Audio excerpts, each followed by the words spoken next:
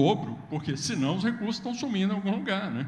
Então, nos próximos 10 anos tem que dobrar. Isso não é favor nenhum, porque no exterior, nos países desenvolvidos, etc. e tal, como eu falei hoje de manhã, ele já é o dobro. Então, significa só equalizar em relação ao que os outros países tratam os professores, equalizar a situação do Brasil em relação a eles de forma relativa. Mas, em relação ao rapaz que veio aqui, aí eu queria, não resista a falar das cotas, porque não adianta, esse discurso que a gente fez aqui hoje de manhã, ele é correto. Claro que nós queremos chegar em 2050 com uma educação superior de qualidade, com a creche de qualidade, com tudo mais. Mas não adianta virar para as pessoas e falar, olha, pessoal, vocês fiquem tranquilos, todos serão felizes em 2050. Né? Todos serão felizes em 2050. E quando não chega lá, desculpa aqui o rapaz, desculpa, você não vai ser médico, você não vai conseguir atingir seus objetivos, mas fique tranquilo. Seus netos, quem sabe, com muita sorte, com petróleo ou sem o petróleo, então seus netos conseguirão chegar lá. Então, esse discurso, ele é muito importante, que a gente diga que em 2050 a gente vai tentar superar a desigualdade, mas não chega, porque tem uma desigualdade já instalada. Tem os meninos que já têm 15, 16, 17, 18, 20 anos e que não tiveram as suas oportunidades. Então, ou a gente vai cuidar disso, ou a gente vai permitir a perpetuação da desigualdade que hoje existe, sem ter que esperar para, como dizia a Ana Cândida hoje de manhã, sempre tem que esperar 30%, 40% para que todos sejamos mais felizes. Muito obrigado. Tem mais uma questão aqui da professora, embora, por favor.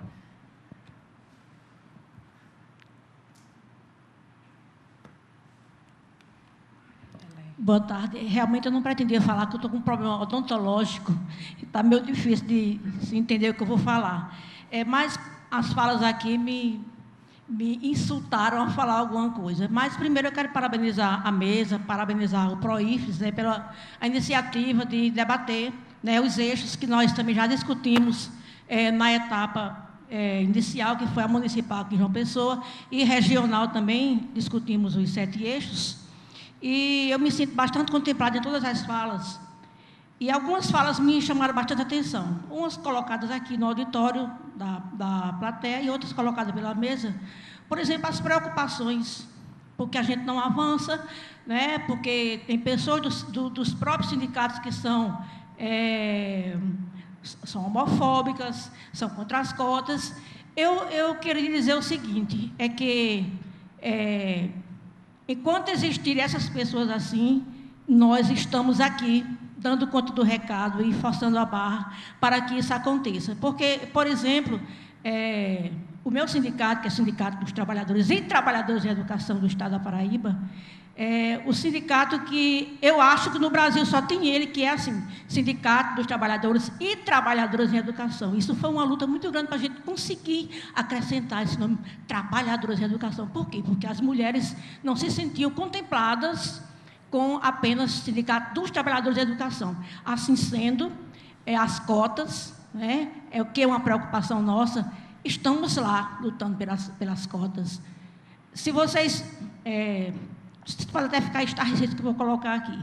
É uma luta para a gente tirar um nome na instância do sindicato, para a gente ir a por exemplo, um evento de um terreiro de Umbanda. É uma luta para a gente ir a um evento de uma união homoafetiva. Mas a gente vai. Aparece alguém, ou da base, ou da diretoria, que vai. E essa construção é assim. Era difícil. E a gente chega lá. Muito obrigado. Então, eu queria passar aqui já para... Vamos fazer a sequência inversa aqui, professora Fátima. Uhum. Tem uma pergunta dirigida à senhora, diretamente, e outras questões mais gerais. Então, passaria primeiro a você, depois ao Flávio. Sim, passa um bilhetinho. Bom, acho que essa é a riqueza da CONAI, né? A gente está aqui no espaço da maioria de professores universitários, né, e da universidade, está do movimento, está aqui da educação básica, e também tem um aluno que veio aqui para a CONAI. Eu acho que a Conferência Livre é a somatória disso tudo. E quando a gente soma o Brasil todo, que coisa bonita que sai, né? Mas ainda a respeito, creio que a maioria do público que está aqui, a gente colocou muita questão do SUS, até em função da questão que o Remy colocou. As diferenças de conselho. O Conselho da Saúde são conselhos deliberativos. E o Conselho do Fundeb, que é da educação básica, porque na época do Fernando Henrique Cardoso, o conselho era só da educação fundamental, do ensino fundamental, e por isso era Fundef. Depois do governo Lula, uma luta nossa passou a ser Fundeb, Fundes da Educação Básica. Esse conselho é de controle e acompanhamento. É diferente do SUS, que é deliberativo. Se chega um dinheiro lá no município, o prefeito vai comprar uma ambulância, o conselho tem que aprovar, desaprovar e tal. Diferente do Conselho da Educação, que só é de controle e de acompanhamento. É um conselho fiscalizador. Então, de colocar essas diferenças. E essa questão da saúde, da educação, que veio muito para as ruas no mês de junho e que está em uma agenda permanente entre nós, e é uma agenda de difícil solução a questão da saúde pública no Brasil e em qualquer parte do mundo. Em quantos países da América Latina não gostaria de ter um SUS para ter o que nós temos e chamar de seu? Que, por mais ruim que seja, não é uma realidade do conjunto dos países ter um sistema público de saúde gratuito, universal. E para aqueles que são tão pró-americanos, é bom assistir o documentário do Moore para mostrar como que é o sistema de saúde nos Estados Unidos. Se você tem, você é atendido. E nada de público. E se você não tem, fica sem atendimento. Mas o sistema público de saúde, ele é um sistema universal. E nós, servidores públicos, classe média e tal, temos grande culpabilidade desse sistema não ser melhor e de não estar melhor. Porque nós optamos, principalmente quando foi a reforma constitucional, a emenda 03, que separou saúde e previdência, da gente ter os nossos planos de saúde privado e os sindicatos brigar e assim por diante. Ao invés de nós irmos brigar pelo público, efetivar o público e tal. E a diferença, por exemplo, da Europa. Quem tem plano de saúde na Europa são os muito ricos e que têm muito dinheiro. Eu vejo os nossos companheiros da Espanha, todos os professores universitários, ninguém tem plano de saúde privado. E nós, no Brasil, em função disso tudo, criamos assim, agora é o plano que só faz a consulta e depois, se você quiser alguma coisa, joga para o SUS e tal. Então, também a gente tem que repensar esse modelo e ir para a luta para fazer com que o SUS funcione bem no seu conjunto, porque eu não tenho dúvida. E nós que precisamos e tal, cirurgias de grande complexidade e tal, a questão é a fila, a questão é o acesso e assim por diante. Então, nós, enquanto entidades da sociedade civil organizada, temos que estar mediante essa política pública de saúde, pública de Estado. E não só resolver o meu problema porque eu posso pagar um plano de saúde e tenho um atendimento à saúde diferenciado. Quando o Wellington coloca da questão da educação pública boa, as nossas universidades públicas brasileiras são excelentes. São muito boas. Agora, é o gargalo que a gente tem no conjunto da educação de priorizar determinadas etapas e crises, por exemplo, de identidade do ensino médio, que a gente tem que resolver. Ou seja, e por isso que a importância da CONAI de pensar a educação como um todo, diagnóstico nós já temos. Suficiente, mas a solução é para os diagnósticos que eu creio que a CONAI tem que apontar e aponta a gente pensando na educação como um todo. E daí os programas de inclusão são fundamentais, quer queiram ou não queiram. Essa cota reservada à elite, como dizem, a grande elite, essa cota está questionada, então é por isso que os que são contra, socorro. Você faz uma questão que é oportuno a gente colocar aqui no tema o debate colocado sobre a questão da maioridade penal. Nós que entendemos as mazelas que o sistema produz, não dá para ser favorável. Se hoje o sistema carcerário não recupera, não tem lugar nem para aqueles que cometeram. Imagina, se com a diminuição da maioridade penal, o que vai ser desse sistema? E daí, Remy, você que está acompanhando melhor, eu não sei se veio dos outros estados, porque na CNTE não estou acompanhando, a gente tinha que ver de onde colocar esse tema. Mas esse é o eixo apropriado da gente pôr a questão da reeducação, da educação carcerária. Porque o que devia ser o sistema prisional? Que é o que está previsto? De recuperação, de inserção novamente na sociedade, para aquele indivíduo que cometeu uma regra que não das regras da sociedade, que vá para dentro cumprir sua pena e que volte ressocializado no sentido de convívio. E nós sabemos que o nosso sistema carcerário não é isso. Mas ele pode ser, e esse é um eixo, uma coisa que tem que estar garantida no eixo, então, para a gente poder acrescentar. E daí fazer uma discussão, e a internet é boa, E eu, um grande conhecimento, mas tem cada barbaridade correndo na internet sobre o tema da maioridade penal, ajudado pelos grandes meios de comunicação, que é um absurdo alguém que participa da vida pública desse país defender, principalmente nós que somos educadores, né, de saber da diferenciação, né, e também colocar no tema. Vou pegar o Raimundo para falar por último da Paraíba. Raimundo, a democracia racial. Nós sabemos bem o que é isso no país. O Brasil, como eu coloquei nisso, tem uma dívida social e histórica com o seu povo. A questão do preconceito. E daí também uma coisa que, para a gente deixar claro aqui, né, para as pessoas, e também uma conferência está sendo gravada. As nossas diferenças regionais é uma coisa, desigualdades outras. No sentido, que bom viver num Brasil, num país com dimensão continental. Que você tem vários Brasis dentro desse Brasil, na cultura, na culinária, nos hábitos, na diferença regional, na geografia. Que bom isso! Né? Que bom a gente viver isso. Então, as desigualdades que tem que ter, ou seja, as diferenças têm que ser os pontos que não nos tornem desiguais. Né? Então, de respeitar isso, né? Da cultura, de cada região, isso é fundamental. E de entender que essa política pública veio para corrigir erros, mas que a gente quer superar de forma que a gente não tenha mais essa diferenciação. Gil, quando você fala da questão das diferenças regionais, que eu trato como diferença e não desigualdade, das escolas e tal, do acesso, dialogando um pouco com aquilo que o Flávio colocou, é evidente que quando você discute infraestrutura, você tem que levar em conta todas essas diferenças e as especificidades. Eu me recordo de quando eu estava na escola enquanto criança, que tinha uma professora que tinha vindo para São Paulo e viajava, né, na época que eu era criança, já faz muito tempo, e ela já viajava de avião naquela época, ela tinha ido para a Itália, e ela sabia de metrô e tal, ao ponto que depois que eu me tornei adulta, o dia que eu fui em São Paulo, que eu andei pela primeira vez de metrô, tantos anos depois me veio a minha professora. Porque, embora muitos que estiveram lá, talvez nunca tenham andado de metrô, tal, mas eu sabia certinho como que funcionava o metrô e como que a gente tinha que atuar enquanto metrô. Ou seja, você também está numa escola indígena, respeitar o idioma materno, alfabetizar e tudo, levar em contexto o que se vive numa aldeia indígena, mas também saber que aquele indivíduo que está lá tem que ter uma educação de qualidade que dê para compreender o país e também de ter possibilidade de entender tudo. Então, ou seja, as diferenças e tal, essa combinação. E a infraestrutura, e daí tem diferenciação. Uma escola que eu vou de barco em relação a uma escola que está num centro urbano e tal. Então, a infraestrutura tem que dar conta com isso, o investimento também tem que dar conta nisso. Bom, a respeito da questão salarial e de piso salarial. Eu, ultimamente, tenho convivido na Internacional da Educação, no debate da educação superior. Um debate que, depois que o PROIFES entrou, a gente também começou a trabalhar isso na América Latina. Em relação aos professores universitários, não só no Brasil, mas em todo o continente, o único país que os professores universitários ganham menos do que os professores da educação básica é o Uruguai, ao menos o que eu conheço até agora. Os demais têm essa diferenciação. E não quero dizer que está bem, mas eu quero dizer que tem uma diferenciação, e quando tem essa diferenciação, quando a gente vem para o Brasil, comparando os demais países, é uma diferenciação gritante, principalmente depois da negociação que vocês fizeram depois da greve, né, que teve esse reajuste, que estava iniciando em relação.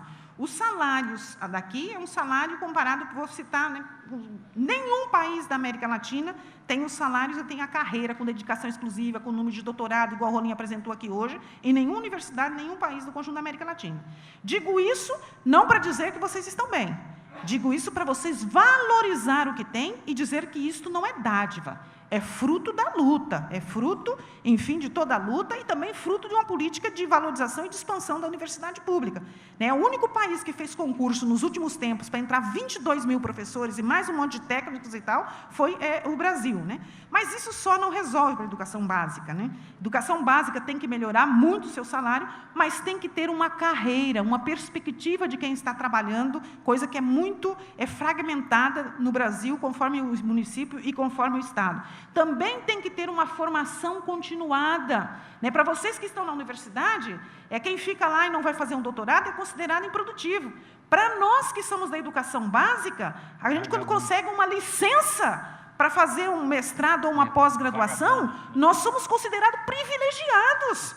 É porque tem um esquema com o prefeito, tem um esquema com a Secretaria de Educação, então a gente tem que inverter isso. Ou seja, nós da educação básica também temos que ter direito a fazer um mestrado, fazer um doutorado e tal, e que seja contemplado na carreira e nas condições de trabalho. Então, essa inversão da formação nossa na educação básica em relação à formação continuada no nível superior, para nós é bastante gritante. E isso também tem que ser colocado no contexto. Mas também a carreira tem que ser no sentido de atrair gente jovem, né? Atrair gente nova, ninguém mais quer ser professor, né? Ou então ele passa 2, 3 anos e vai embora para outra profissão. Então, ou seja, nós temos que cuidar também desse patrimônio nosso enquanto profissional. Por último, a Leônia da Paraíba colocou assim um pouco das ruas, né? Ter assim a clareza da legitimidade da pauta inicial que levou as pessoas para as ruas. A questão da mobilidade urbana, ela é um caos em todas as capitais e em todo o Brasil, como também em todos os países, em todas as capitais da América Latina. Nenhum local o transporte público é bom, nenhum local ele é suficiente e nenhum local ele é barato.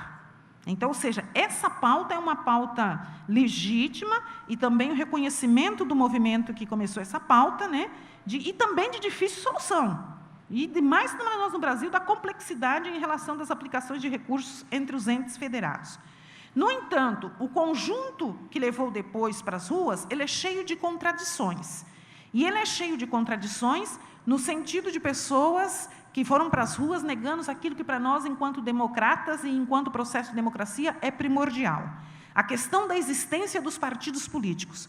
Numa democracia, existem todos os partidos políticos, desde a ultra-esquerda, desde a direita, e desde o centro, e desde os comunistas, desde o socialista e tal. Ou seja, é fundamental, é preceito para a democracia a existência de partidos políticos, como também as instituições sindicais, as instituições da sociedade civil organizada. Então, essa pauta da rua, de negar isso, é uma pauta perigosa e nós já sabemos o que deu isso no passado e que nós não queremos repetir. Então, é colocar esse sentido da legitimidade da pauta, das contradições que veio para essa pauta da rua e contradições de um segurar, e daí os paralelos, tem histórias que a gente pode dizer, como a gente viu, por exemplo, dizendo assim, enquanto todos gritavam, né, fora Feliciano, né, Feliciano não me representa, alguns dizendo assim, segurando a plaquinha, dizendo assim, Feliciano, salva a família brasileira.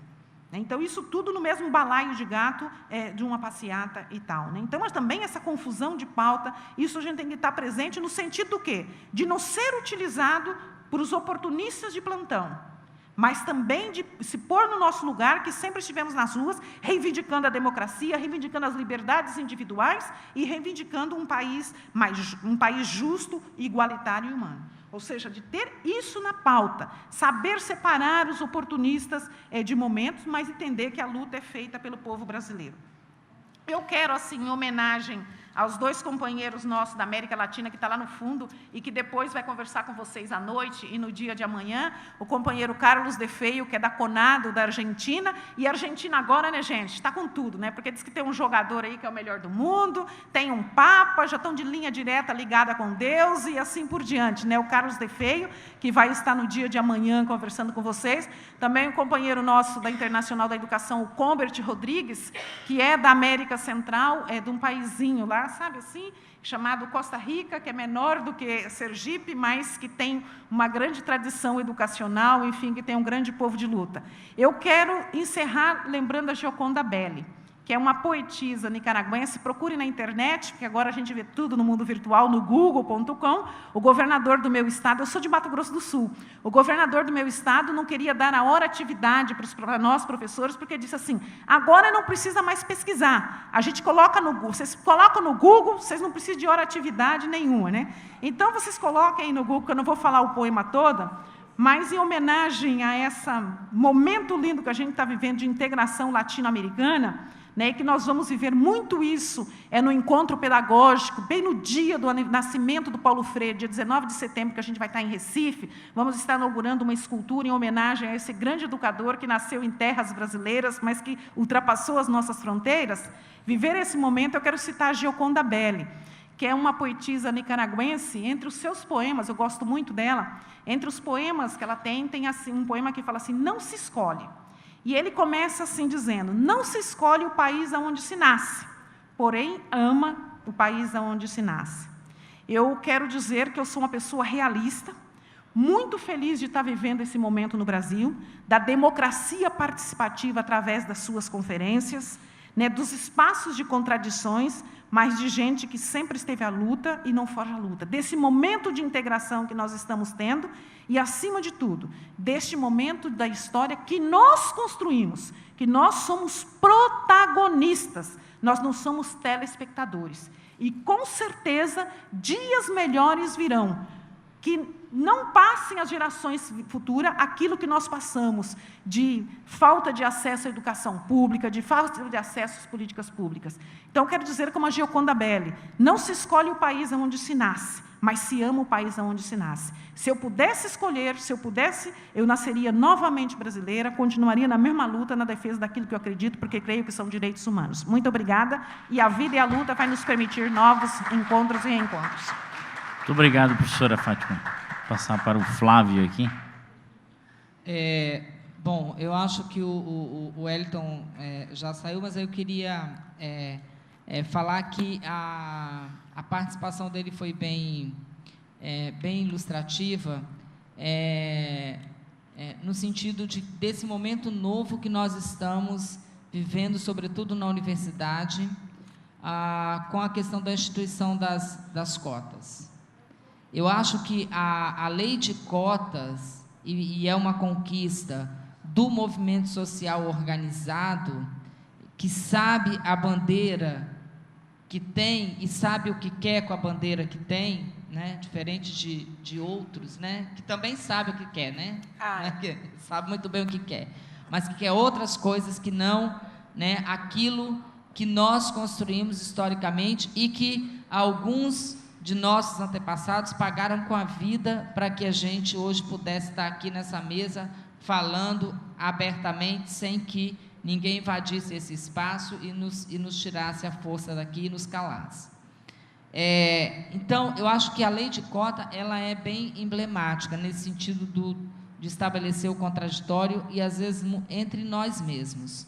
Porque não é só lá, professor, no seu sindicato que a gente ouve isso, nas outras universidades, né? Também nas nossas universidades nós ouvimos isso, inclusive lá em Roraima, quando nós temos a cota social, que agora foi instituída, mas também temos uma específica que é para indígenas e que é decidido pelo movimento indígena quais os cursos que eles gostariam de participar, e os cursos decidem se vão ou não abrir a cota para aquela reserva de vaga para além do vestibular. E alguns cursos negaram essa cota, não quiseram aceitar, enquanto outros aceitaram. Então, justamente com esse discurso. E para esse discurso, a UNB, eu acho que já deu, né, a resposta quando fez aquele estudo e disse que os alunos cotistas caminham para e passo aos alunos que entram pela regra dita normal, né? E a cota vem trazer justamente a questão que eu vejo, que é a desigualdade de oportunidade. Porque nós temos uma elite que tem acesso a uma formação mais qualificada e uma grande massa que não tem o mesmo acesso, né, de poder estudar integralmente, de poder ter acesso a outras formas de formação que não só o banco da escola pública, a ter uma atenção especializada que nós, professores da escola pública e do ensino básico, não temos condições de dar para o nosso aluno, não é?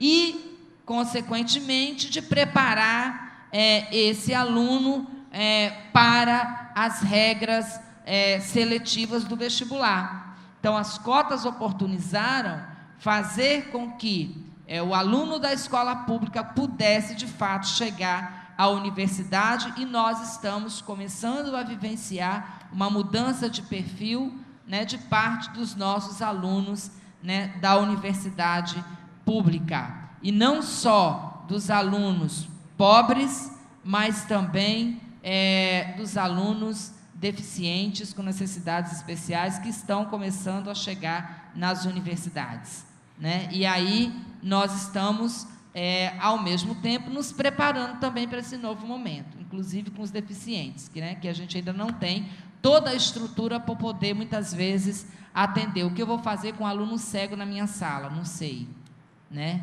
E a gente está começando a criar as condições ao mesmo tempo que eles estão entrando, né? Então, nós estamos indo juntos, construindo juntos, né, esse caminho, e eu acho que isso é importante. Então, o pessoal falava assim, vamos ampliar as vagas da universidade, mas não tem prédio, então vamos esperar construir o prédio e não vamos ampliar. Então, vamos esperar ter toda a infraestrutura para poder começar a fazer? Não dá para esperar mais. Então, eu acho que é acertado nós fazermos concomitantemente a infraestrutura, a contratação de professor, a melhora do espaço físico, as condições de acessibilidade, isso tem que vir junto, e eu acho que essa política e essa luta tem que ser uma luta nossa.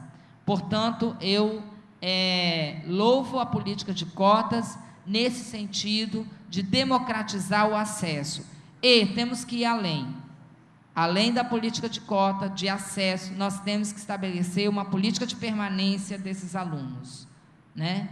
Dar condições para que eles possam estudar, porque o filho do pobre que consegue passar na medicina, porque agora tem cota para a escola pública, se ele não tiver uma ajuda para a sua permanência, ele não vai conseguir estudar comprando os livros caros, que são os livros lá da medicina, e tão disputados, inclusive, pelos filhos da elite, né, que às vezes não consegue comprar o livro porque só tem uma unidade, né, e tem que repartir. Então, a questão da permanência e a questão da conclusão. Então, há que se ter uma política de acompanhamento desses alunos. Em relação à comunidade carcerária, tem algumas propostas, Socorro, no caderno. Pode não ser tudo, mas tem algumas, inclusive de educação à distância, porque o pessoal tem medo de ir lá para dentro dos presídios. Mas tem, a gente discutiu, inclusive rechaçadas em alguns municípios, as poucas que tem, de movimento LGBT e do movimento, e voltadas à questão carcerária, foram alvos de grande debate e de insistência, às vezes, para poder manter no caderno, porque eles queriam tirar. Tá? Então, eu acho que tem algumas, mas eu acho que é possível a gente discutir a ampliação. E eu acho que quero dizer que o Gil falou da questão dos fatores de ponderação, e nós temos que ir para cima, principalmente, dos gestores que ficam numa guerra federativa, porque lá no meu estado a secretária diz assim, mas o governo federal tem muito dinheiro e o estado não tem que liberar dinheiro. Ela quer que libere a qualquer custo para poder depois, sabe lá, fazer o que com esse recurso. Então, eu acho que a gente tem que discutir que o financiamento, ele tem que ser de responsabilidade de município, estado e governo federal. De onde vai vir o dinheiro, se é do governo federal, do município ou do estado, né? Nós vamos discutir, mas o dinheiro tem que aparecer para poder fazer a infraestrutura e atender as necessidades da melhor forma possível, para que também o dinheiro não vá para o município ou não vá para o estado e depois seja desviado e, da mesma forma, vai continuar sem a estrutura, sem a infraestrutura e com aqueles coisas do carro lá adulterado, né, as planilhas adulteradas, para dizer que rodou 100 quilômetros e rodou só 10, carregando aluno, ou se não, comprando carro que não tem condições de aluno ser transportado, picape, alguém já viu transportar aluno em cima de picape? Pois lá em Roraima, segundo informações, compraram picape para poder transportar aluno. Não sei como que eles vão fazer. Então, é isso. Muito obrigado. Bom, nesses 3 minutos ainda que restam para as 17h30 aqui, Antes de encerrar, eu acho que a mesa aqui contemplou já todas as questões. Acho que eu queria apenas reforçar o que a professora Fátima ressaltou a partir da minha intervenção aqui da similaridade com o SUS, né, que eu fiz, que é exatamente o mecanismo, né, de como é a construção da política do SUS, né? Não fiz nenhuma relação aqui com relação ao serviço, mas como se dá o processo de construção, né, a partir dos conselhos municipais até o Conselho Nacional de Saúde e a Conferência Nacional de Saúde, que já está na 22ª Conferência Nacional de Saúde, enquanto nós estamos agora fazendo a segunda, né, embora a gente tivesse tido lá nos anos 30, 40, também algumas conferências, mas que não tiveram essa característica que está tendo essa. Por último, eu acho que a professora Leônia, aqui do Sintep, que eu gostaria de agradecer a presença do Sintep aqui na nossa atividade, acho que tocou num assunto extremamente importante para nós que atuamos no movimento sindical, social, que é a democratização dos meios de comunicação. E dizer também que o Proifes recentemente foi contatado para subscrever, e eu acho que deveria ser, inclusive, a minha sugestão, para que nós pudéssemos debater ao longo dos próximos dias um envolvimento a essa campanha que está sendo feita para recolher 1,5 milhão de assinaturas, no sentido de regulamentar os meios de comunicação. Acho que é urgente, é necessário, e também mostrar que o movimento também sindical tem que ter os seus canais de comunicação com os seus filiados, com aqueles que participam nos diversos sindicatos. Por último, eu acho que tanto a fala do professor Chagas pela manhã, que fez um chamamento aqui, dizendo que a ausência relativa de temas ligados ao ensino superior na CONAI de 2010 e ainda uma pequena quantidade de propostas que há especificamente sobre ensino superior.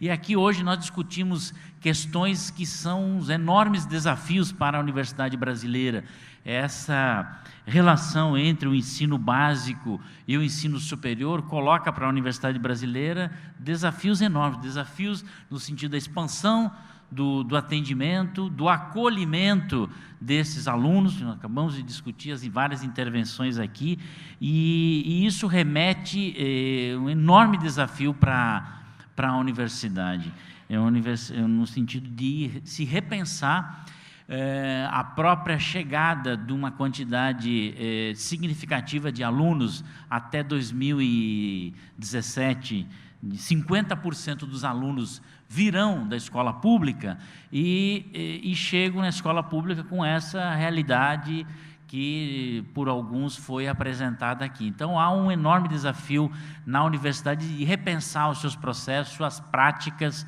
repensar os seus currículos, né? E aí eu chamo a atenção particularmente para o campo da educação, os currículos, né, que agora foram questionados, o currículo da medicina, por exemplo, nesse programa de Mais Med foi colocado em evidência aí, mas acho que no que compete a nós, as faculdades de educação, os cursos de licenciatura, também, e na perspectiva do que a professora Fátima falou, da formação continuada dos professores, remete para o campo da formação de professores um enorme desafio. Quer dizer, há uma crise evidente e muito sentida.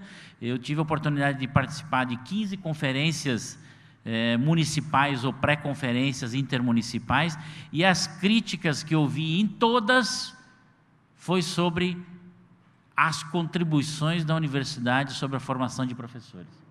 Então, nós que atuamos na universidade precisamos colocar essa questão como um elemento importante de reflexão. O que nós estamos fazendo hoje na universidade, a nossa contribuição para a educação básica está muito aquém do que é a nossa capacidade.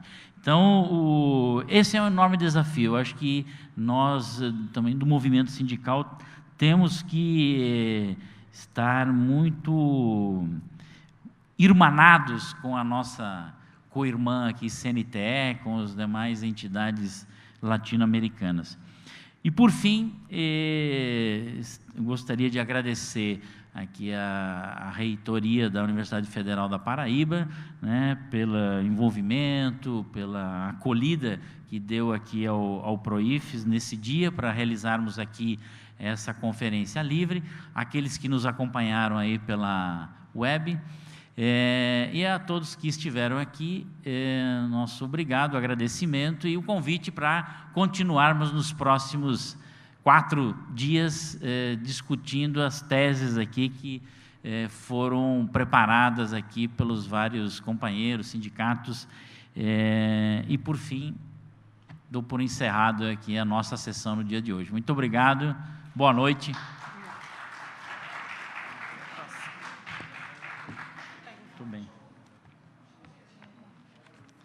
Muito bom. Só uma orientação. Nossos ônibus vão estar esperando ali no mesmo local onde nós descemos. Ao chegar no hotel e conseguir tomar um banho e ajeitar, por favor, quem não fez o credenciamento, que estava também previsto até ontem, ficou até às 20 horas, deve ir no hall do Salão Paraíba, onde vai ser o evento, para